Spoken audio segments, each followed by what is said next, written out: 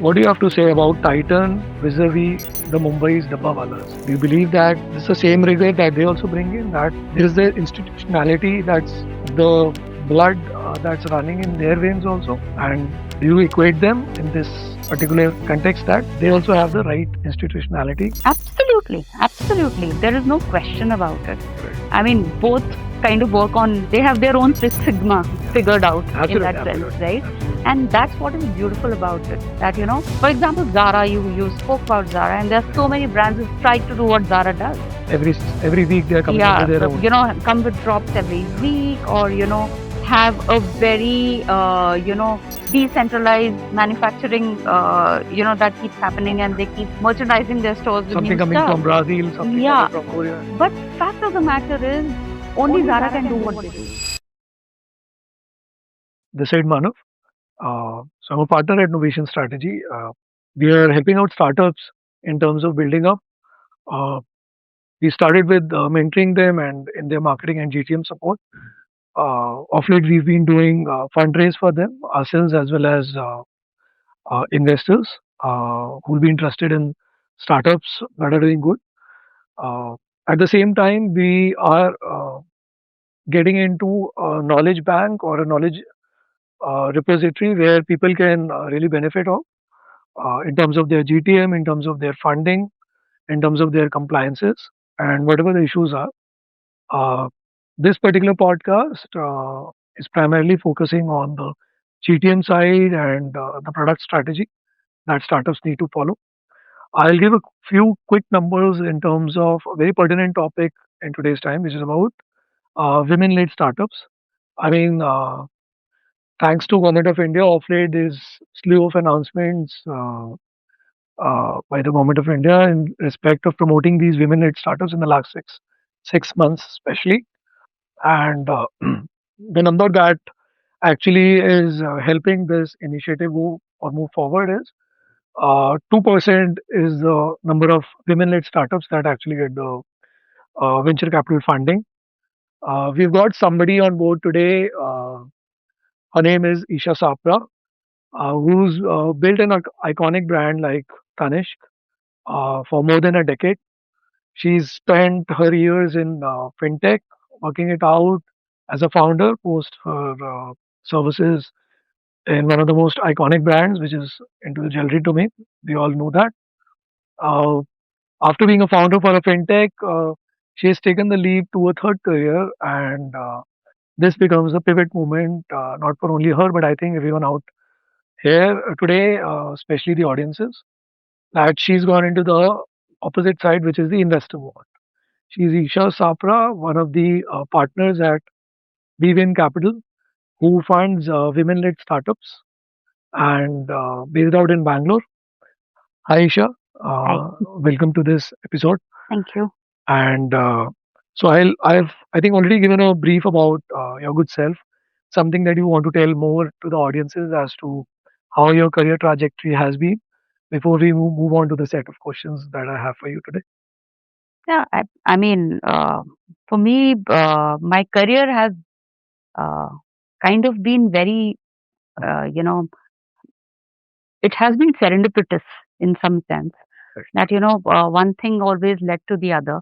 Right. And, while I did move from Titan to starting on my own, I think all the groundwork maybe happened at Titan. And I consider Titan as my alma mater anyway.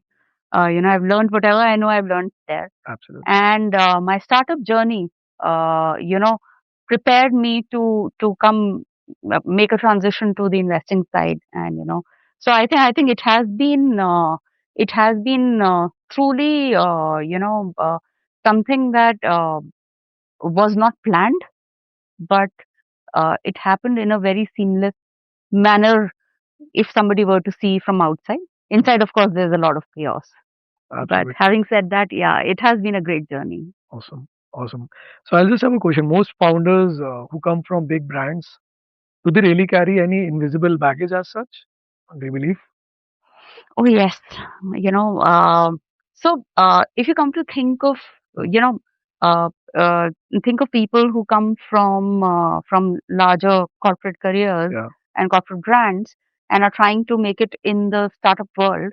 Uh, it is believed or it is said that they need larger budgets to work with, or they are a little slow because they Mm. come from corporate, and all of that is true. Right. But those things are fixable because those are visible, right? So Right. you can work towards it and you can fix it. Uh, the real challenge comes in invisible, like you Mm. said, and that invisible is, in a corporate setup, Mm. you learn to kind of work with a logo, which is really big, right? And you're always coming from a position of strength. Absolutely. As a, so first of all, that shield goes away. So there is no big logo that is behind you, and you realize that all the things that you believed that were your own gravitas maybe Mm. was actually coming from the brand, Mm. right? Mm. So you take the brand away and then it's only Isha Sapra who's standing there. Right. Is a very different story without Titan and with Titan. Right. The second thing that happens with people who work with large brands is that somehow they are like I said, Mm. they think that they come from a position of strength. They are not used to this thing. But larger brands teach you how to navigate stakeholders in a room, Right. right? Uh, but when you're on your own, Mm. you have to convince strangers, right? Absolutely.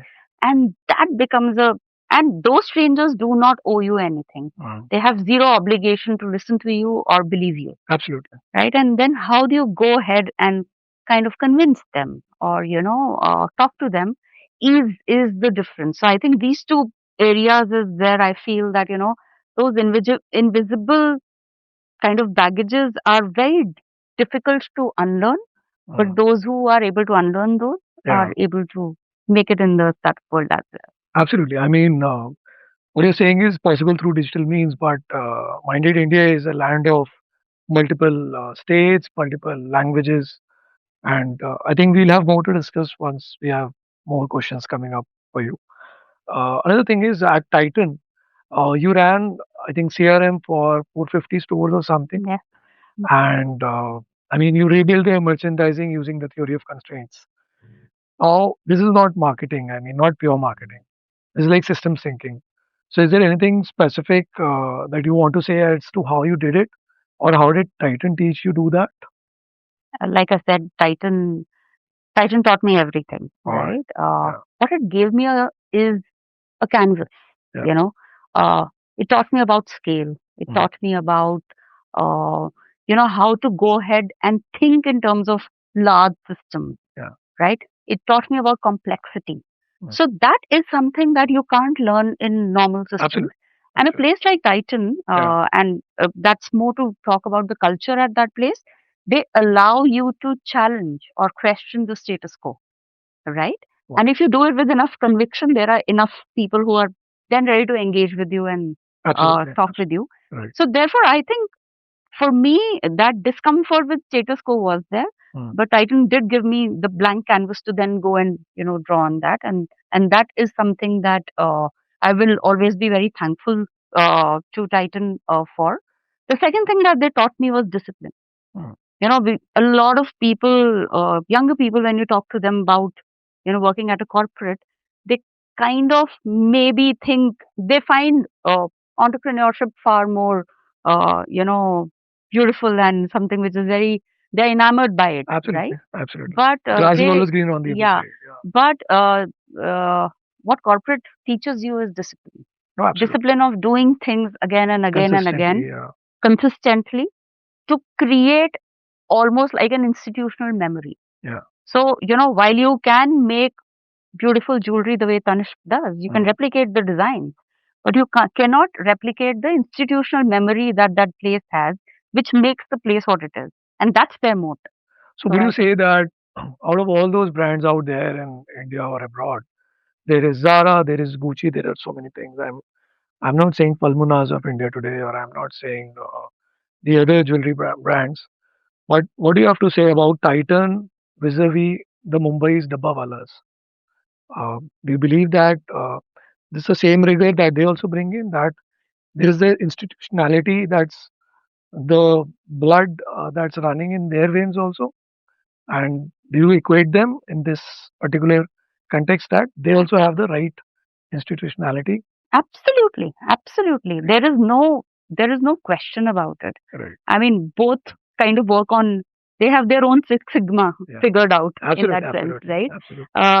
And that's what is beautiful about it. That uh, for example, Zara. You spoke about Zara, and there are Right. so many brands who've tried to do what Zara does. Every week they are coming up Yeah, with their own. come with drops every Yeah. week, or have a very decentralized manufacturing that keeps happening, and they keep merchandising their stores with Something new coming stuff. from Brazil, something Yeah, coming from Korea. but fact of the matter is, only Zara can do what they do. Right. A lot of brands have tried to replicate that Hmm. and not been successful.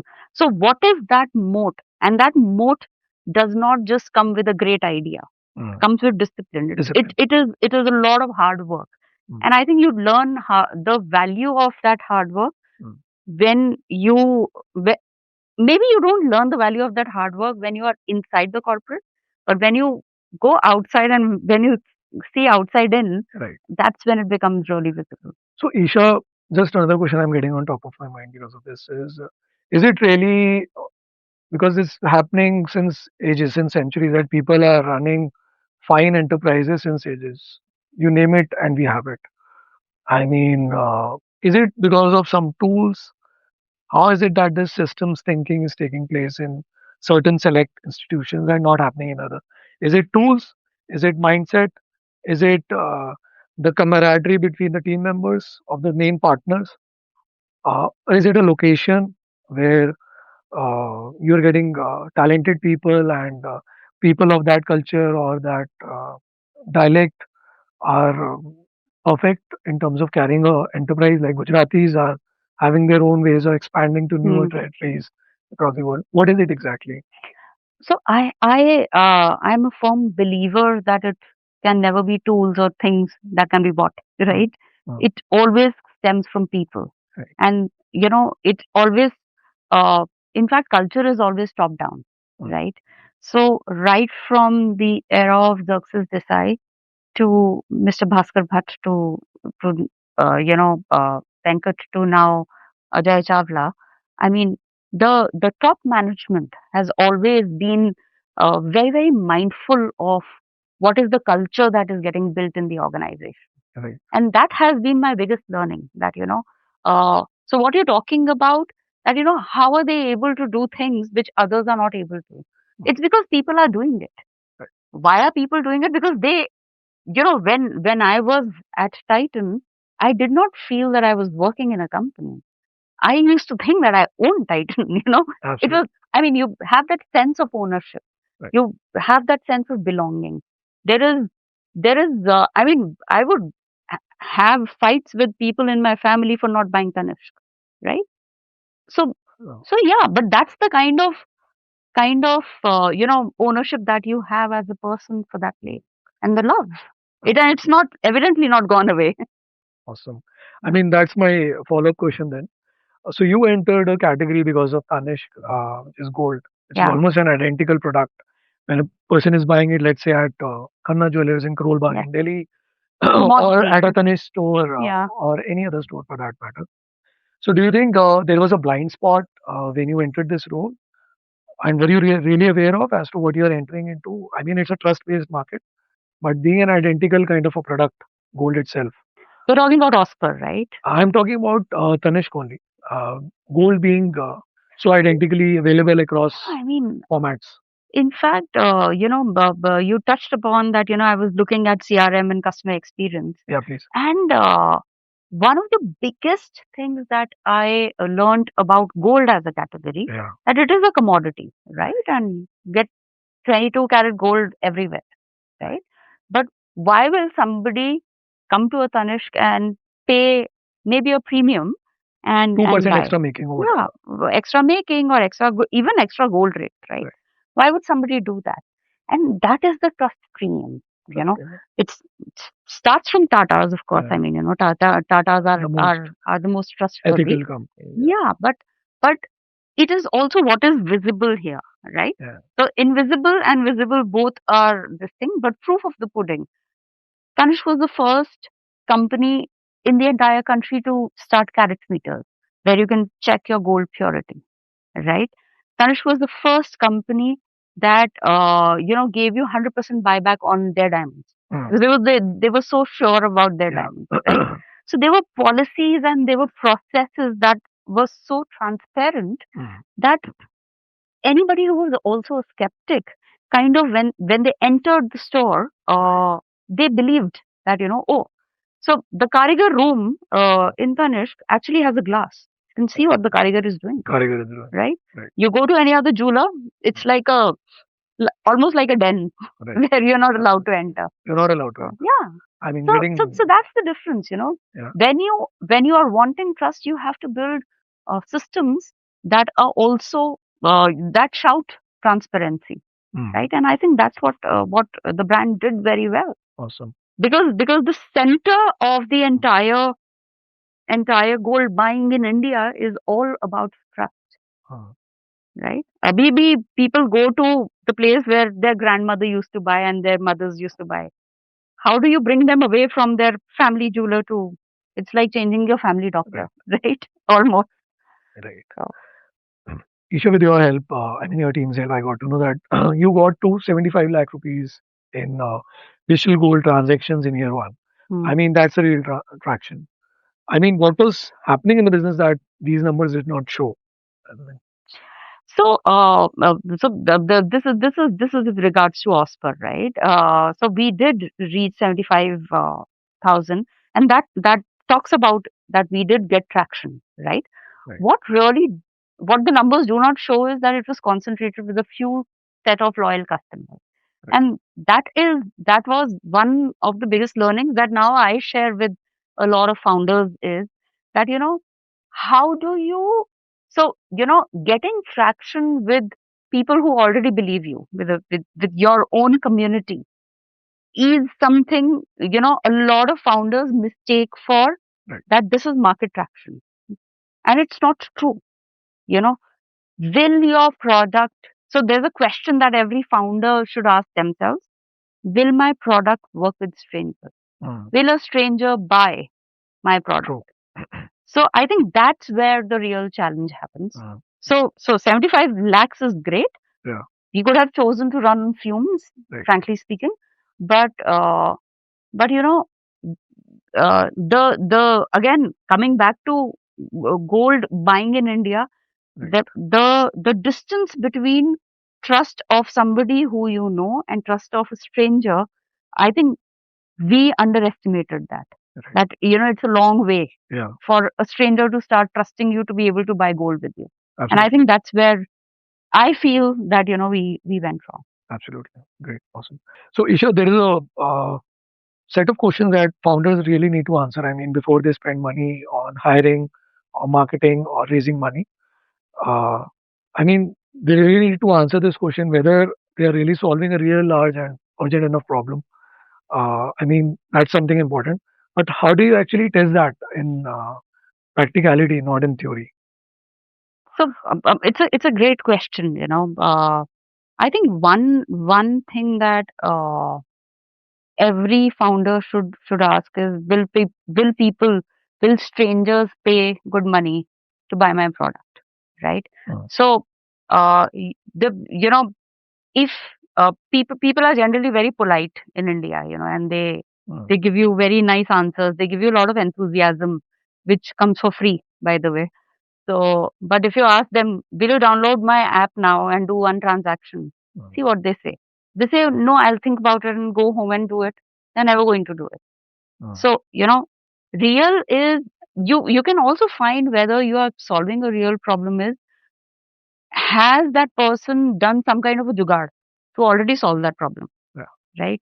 And jugaad is a very Indian word, Mm. but do they have a workaround to solve that problem, right? Uh, so the cost is maybe they are not paying money for it, but they have put in the effort or time to solve that problem. Right. So that will tell you whether the problem is real or not. Mm. I think urgency, on the other hand, comes is what happens if you take that jugaad away? Mm. You know, if life goes as usual, then it is not urgent, right? Absolutely. It will maybe good to do, good to Mm. have, Mm. right? Mm. Uh, but if it is really going to create a problem in their life, Mm. then it is a problem worth solving for, because it was big enough for them, Mm. or it was real enough for them to create a workaround that, and it was important enough that they don't want that workaround to go away. So Right. I think that's how you find out whether it's real enough, urgent enough. Right. And in terms of whether somebody will pay for it or not, I mean, like I said, ask Mm. them, download my app Absolutely. now. And if they don't, the answer that they're Answer. not going to pay money. Absolutely. I mean, apps are the answer and the way forward to go. I mean, apps, product, will you buy my product now? I mean, Absolutely. those are the equivalents. So Absolutely. if the person is not ready to do that transaction there and then, Right. you have your You answer. have your answer. Absolutely. I'll quickly shift to this. I mean, thanks for getting related questions and answers. So I'll quickly move to this product validation side. Hmm. And I mean, people will talk to, let's say, so there's a self-reference criteria. Selling something in India may not necessarily work in Africa, but still people will make that theory that if you sell 2 rupees shampoo packet here in India, it will definitely sell in Africa, which is Hmm. not HUL will be doing it. HUL will go and do all the market research. But here, uh, maybe they are bootstrapped, maybe they have effort not on their effort is time is not there to make that effort, or cost is not the rupee is not there to spend that money. But without doing a proper validation, product validation, people will just hear few select customers, hear their enthusiasm, and make a story out of it and launch a particular segment or a product. This happens with so many of our companies these days. Some do really make a mark. So there was a recently a Bujia brand. They raised 80 CR, but they were really hearing to the customers. I don't think it was more than couple of generations old brand, not like since Hmm. 1900, but they were able to take it off. But I'm talking about how a founder needs to make a distinction between when a customer says, "I love this product," and when he says something else entirely. So, what exactly he needs to be doing to get to this analysis, and how he needs to be ready for it. Yeah, like I said, enthusiasm is not a great, not necessarily a great sign Mm, whether this product will work or not work. mm, So whether they are ready to pay money. But I think another way to, or another tell mm, that you can find is uh, what is the kind of response you are getting, right. right? Uh, if it is a problem big enough, Mm, you will not really need to prompt or ask the person too many questions. They'll tell you what the problem is, what they have done to solve it, who else is involved, because they are in pain, right? If it is a absolutely. big problem, then I'll tell you all the entire story about it. Like we Absolutely. go to a doctor and we say, ye bhi hua, ye bhi hua, ye bhi hua, right? Absolutely. Absolutely. Because you are in pain and you want the doctor to do something. Yeah. So if it is a big problem, they'll tell you details. If they tell you something like this, ki, some people will really like this. It will work for some people. Then you know it's not working, Right. because what they're saying is it doesn't work for me. Maybe somebody else will. Somebody else. So it's a polite way of saying it's not working, right? Right. And in India, you need to be smart about understanding those kind of nuances True to that. be able True. to True that. to True that. yeah. Isha, another thing is I wanted to ask. You've worked with a fintech Ausper. Maybe we can have a one or two questions out of that experience. So, what's that something that you feel that you have not understood about the customer while you were thinking it's right, and what really went wrong? I mean, so that's something, and you later on found out about it. I mean, that's again a question that has bothered me a lot, and very close to my heart. Uh, so when we thought about Oscar and when we started Oscar, we thought it was a very obvious Right. product. Right. Gold savings. Yeah. India loves gold. They want to save in gold. It's a common practice. They all have different plans, buying schemes with different jewelers. It's like इसको digitize कर देते हैं. It's an obvious thing. I mean, it was like, and then you were starting with rupees 10, right? It's like, or इससे, I mean, this is like too good to be true. It is that good. I think what we underestimated was that that the center of gold is trust. And I came from that, But I thought the ticket size इतना छोटा है कि trust आ जाएगा. कि people buy like a lakh rupee phone online Absolutely. or shoes and apparel for thousands of rupees. But they do that from brands that they don't even know. But at the end of the day, they are getting that product in hand. If they don't like it, they return it. Right. Right? Right. In Ausper, in digital gold specifically, what we did not account for was that a person has to keep that gold with you and trust you enough to keep it safe in a vault for posterity till the time they don't want it back. Right. So they are kind of trusting a stranger to do that. Absolutely. And that is something that we did not maybe think that it would be such a big problem. Right. That distance between trust and so we thought love for gold will kind of make up for that trust. Did not. Right. And I think that's where we went wrong. So it was the insight was right. Even today I think that Ausper is a very obvious product, but I think it's a very obvious product coming out from Tanishq or an obvious product coming out from any other large brand in India, jewelry brand in India, because the trust is established. For a new player, it will always continue to remain a challenge. So it was not really a fintech problem. I think we solved the fintech part of it. Yeah. What we did not solve was the trust part of it. Factor. Yeah. I mean, if you are able to solve it, it actually paves the way for a larger entry into such a big ecosystem. Oh yeah, I mean, even today I believe that it is a great solution because it was culturally also very intelligent. Right. Right. You are buying gold on Purnamashi or Ekadashi or a Tuesday or a Thursday because you believe in that deity, and we also had time calendars. So you could create an algorithm that I want to buy at Brahma Muhurat. So सुबह 4 बजे gold खरीदते हैं. So you are facilitating the digital gold transaction. Yeah. So you just set the algorithm and it will do it. Right? And it's happening now. I mean, in small bits and pieces, people are trying to solve it. But again, the trust factor. Yeah, but it needs to, like I said, institutionalizing it, I think, is very important. Very important. And this solution coming from a larger brand will solve for that. Right.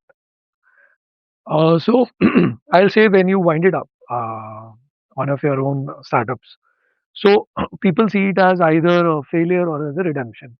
Now, in your case, I don't see that as a story. What is it exactly? Because I don't see it as a failure or redemption. I just see it as information. Right. What it taught me was the importance of, or how difficult it is to build a system that can be trusted. How difficult it is to, it gave me almost like an outside in view of, when I'm doing it myself, ground up when you're building a startup. How difficult it is for strangers to start trusting you. Right. And I think that's where the real learning is. And that's an information that is now with me forever. Right. So when I talk to startups, I think it is very important that I kind of file this information in the right way and talk to them. The other thing is, sometimes continuing to do what you're doing might come out as courage, right? Is it courage? So there's a very thin line between courage and denial. So which side of the line are you on? Absolutely. So it is, I think creating a distinction between that is the toughest decision that a founder has to take. Right? And am I towing the right line? And, have I moved away from courage to becoming maybe, am I in denial? Right. And so therefore, I think that's the information I have learned. So very, very valuable lessons, which I don't think I would have learned if Ausper would have succeeded the way I wanted it to succeed, Absolutely, right? absolutely. Yeah, So yeah, but yeah, like I said, that's the most honest answer I have. That for me, absolutely. it is information. It is learning. It's not really. I think I was very emotional about it, but Mm. I've kind of moved ahead. Moved ahead, absolutely. I think you moved ahead so well that after you moved on, you interviewed, I think, close to 100 plus such startups before you got into the bandwagon of being an investor with the WeWin Venture Capital Fund. Sorry, I'm quoting the name fund. It is WeWin it is Venture a Capital. fund, yeah. WeWin Venture Capital. Absolutely. So once you before you moved into this and you interviewed so many of these startups, I mean, what is it exactly that the existing accelerators and incubators are really missing that you want to shed light on maybe for the audiences and the public at large? Uh, there is a there are already enough incubators and accelerators that are present Absolutely. in the market, and Yeah. And shutting uh, down also in between so many of them. yeah, I Keeps mean happening. that New happens. new crops But comes in. Yeah. but what are they really helping women entrepreneurship to become center of our conversations? Right. Are they really helping people? Just by putting we support women entrepreneurship does not mean anything if you're not changing the structure below it. Right. And I think it's very important that structurally you change, uh, not only not only what you're doing for them. So the famous 2 days before, I was talking to a woman founder, Mm. and she said, जब women founders capital मांगने जाती हैं ना VC के Mm. पास, उनको mentorship देके वापस भेज देते हैं. So, and it is true, Right. right? Right. So you have gone for money, you're getting gyan in return. Right. And I think that's the biggest uh, system failure. I wouldn't want to point out, is it incubators or accelerators? Incubators are great for chiseling that idea into something which can become really big. Correct. But they stop there. Accelerators are great Mm. to get you off the ground, Right. but then they stop there. So one of the biggest critique of incubators and accelerators is they give you support, but they don't go far enough. Right. So you are pre-seed mil jayega, Mm. right? Mm. But by the time there is a messy in between, by the time you do a pre-series A and series A, so when you have enough traction, you have an MVP ready, you have proven that this product works, The model but your works. traction is not big enough to get big VC money. Right. That is when most of the women founders struggle. Struggle. That messy in between. Or the failure starts. The failure starts because you have bills to pay, Right. you have salaries to give. Right. There is a lot happening, and that's Right. where you need the most support. And that's where I think a lot of them Or kind of maybe become absent. yeah, and Right. maybe your runway is getting exhausted. Yeah. I mean, And and I've been there, right. right? I know what it means at 11 o'clock when you're looking at your dashboard and you're like, okay, lights on or lights off, Right. right?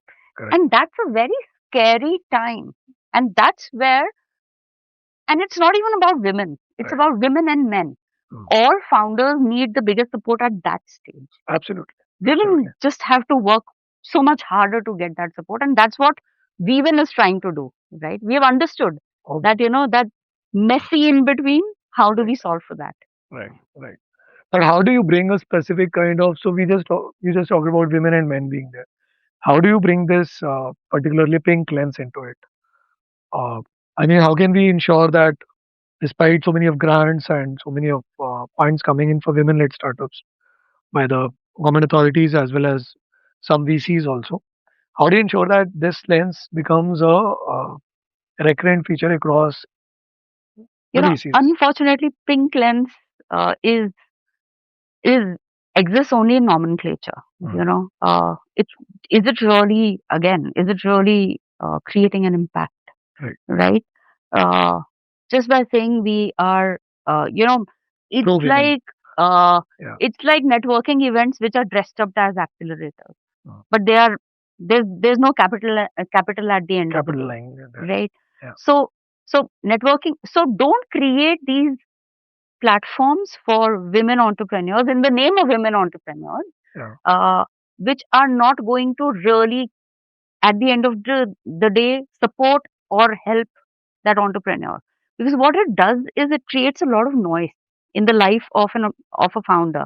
Founders are extremely busy. Uh, All they want to do is create a beautiful product and put it out there in the market, right? But give them the level playing field, right. right? And I think that's what we are talking about, that structure needs to change, systems need to change, Uh, right? Only the, by just changing the nameplate, it's not enough, you know. absolutely. So you have to be sincere enough to be able to create those, opening those doors for women entrepreneurs to Yeah. walk through, Yeah. right? I think that's well answered. I mean, we've talked well about how to increase the grace of a women because you've been in Tanishq, you've been in Ausper, and now you are helping the women-led startups. But coming back to the point, where is it that the women-led startups, and especially those women who are working on these startups, but they somehow tend to make things by themselves only complicated or overturned? What is it exactly that they need to really be mindful of, and so that their startup is unhindered in terms of attaining that glory? See, I you know, frankly speaking, one of the biggest things, or one of the biggest differences that I've seen uh, uh, between women-led startups and men startups that are led by men Mm, is that women kind of, you know, do not get the same kind of networks and the same kind of access that men do. absolutely. And I don't mean that access is the only thing. You know, don't stop at access. Yeah. But it is also very, very important, right? Right. So I don't know if women are kind of spoiling things to themselves, but they, you know, it's easier to say that they also don't go out there enough and they don't put themselves out there.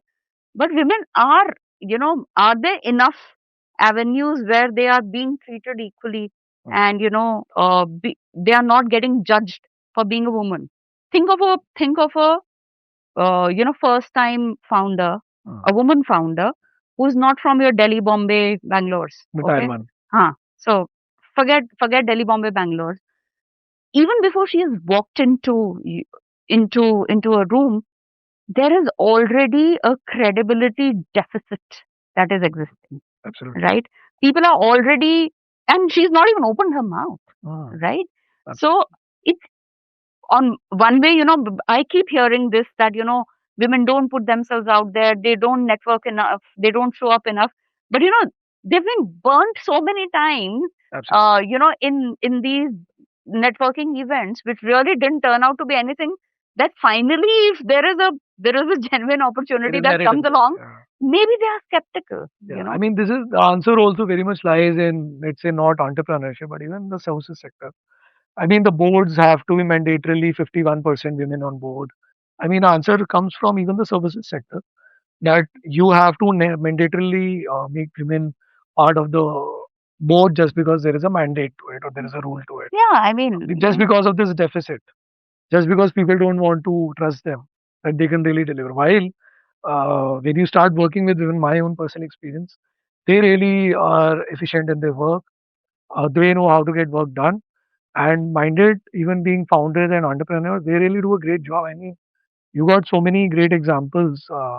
Here you got Kiran Mazumdar Shaw, and you got so many great women out there who are still not to be found because of one reason or the other.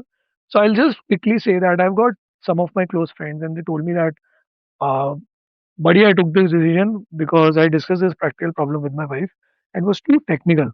But she gave me one advice, which was again technical, and now this is getting the glory on a success. So if she can do that, then why there is this deficit? I think that's definitely one of the main problems that we have. Absolutely, absolutely. Yeah. So I'll just ask something more related to WeWin. So WeWin has started funding these startups. So like from 10 years from now, what do you think is the pipeline of startups, or what's the goal for WeWin 10 years ahead? I think I what I would like to see is, of course, more women founded businesses doing well. But I think we would have really won if we don't have to mandate things, like you're saying, or we don't have to use the nomenclature, of a woman founder. Today, a woman founded business, um, raising a Series A, is celebrated. It's big news, and people are posting left, right, and center and talking, celebrating that woman.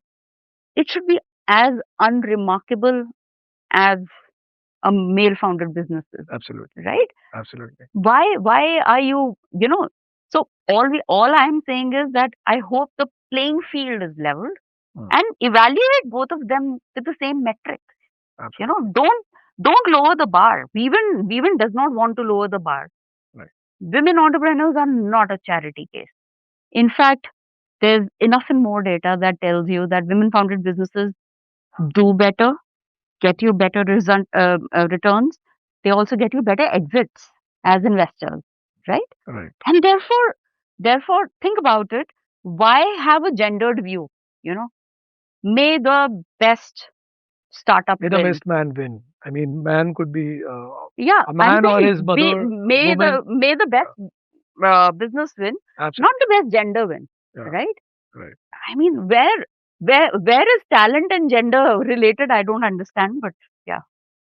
What do you then have to say about this is just an offhand example. What do you have to say? Did the person who studied abroad, I think she's of Indian origin, founded Pronto. Do you think she really got, and I think she's exited or about to exit. Do you think she really got that limelight or the news that she ought to have got compared to, let's say, anybody raising an IPO?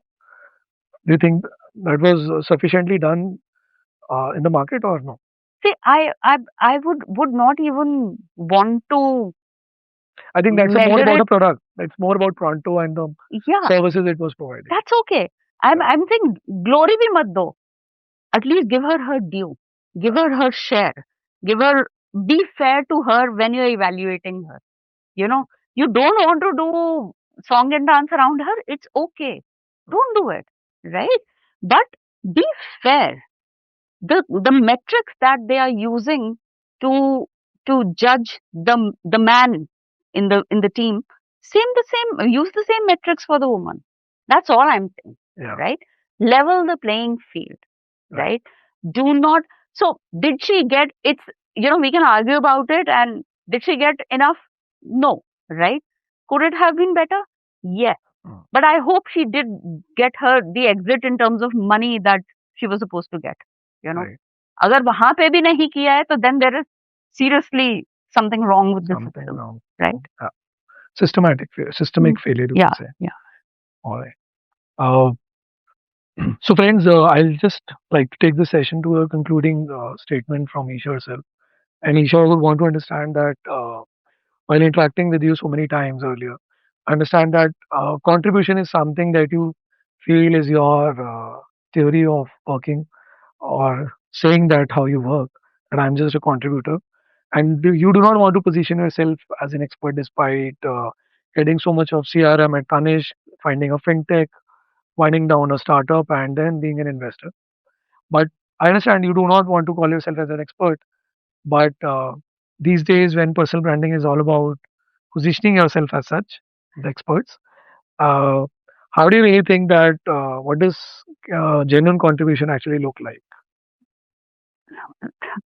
That's a that's a good question. For me, general contribution is if I am doing something for you, Yeah, but I don't want credit for it, right, right? right. And I think that's what we uh, all three of us at WeWin try to do, Mm, right? We want uh, the startups that we work with. to succeed, Right. and we do everything possible to help them. Right. We bring them all the help that we can, Right. and we don't want credit for that. We just want them to succeed. And I think uh, if somebody acknowledges me as an expert, it's not, I mean, it's just boosting my ego. So Right. that's not something that is going to help anybody, and certainly not me. So Right. I think more than that, if we can make a real contribution in terms of making somebody else succeed, I think Right. that's where this thing. I don't personally, I don't believe in doing things for optics, Right. and which is why, I mean, if you see my social media or anything, I don't post that often because Understand. I'm actually absent from most of the social media, and Absolutely. LinkedIn also I don't post very often Right. because there is too much of noise. I don't want to Absolutely. add to that. I don't want to position myself as an expert. I am just trying to help people. The ecosystem. I don't know how well am I doing, right? Right.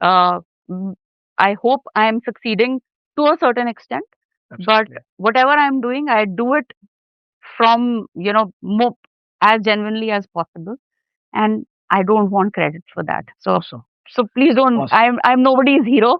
I'm happy the way I am. Absolutely. I mean, that's well taken. As a statement, who's a woman herself wants women startups to come to the right level and still believes in being humble and down to earth as far as her approach of contribution in making the ecosystem at large grow and thrive. Many thanks, Isha, for being here for this podcast. And we would love to have you for more such conversations, the intelligent ones, in other formats as well, maybe workshops or another podcast in near time. Thanks a lot. Thank you. Thank you.